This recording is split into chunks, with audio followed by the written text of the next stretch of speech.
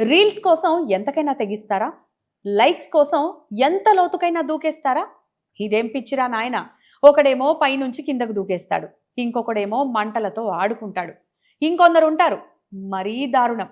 స్పీడ్గా వెళ్ళే bike, train, బస్సుల మీద విచిత్రమైన స్టంట్స్ చేస్తుంటారు.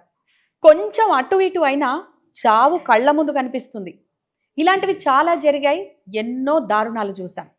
పాపం వాళ్ళ కుటుంబాలు ఎంత బాధపడ్డాయో విన్నాం. ఇన్ని చూస్తున్నా, వింటున్నా ఇంకా చాలా మంది బాధ్యత లేకుండా ప్రవర్తిస్తున్నారు. ఇదిగో ఇక్కడ చూడండి, ఒక యువకుడు రీల్స్ పిచ్చితో నీళ్లలోకి దూకేసి ప్రాణాల మీదకి తెచ్చుకున్నాడు. చిత్తూరు జిల్లా పలమనేరు వద్ద ఒక జలపాతం ఉంది. అసలే ఫుల్ ఫోర్స్తో ప్రవహిస్తోంది.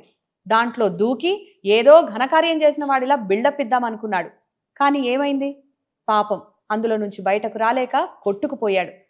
ఫ్రెండ్స్ కళ్ళ ముందే అందులో మునిగిపోయాడు. ఇది జరిగి 2 రోజులైంది.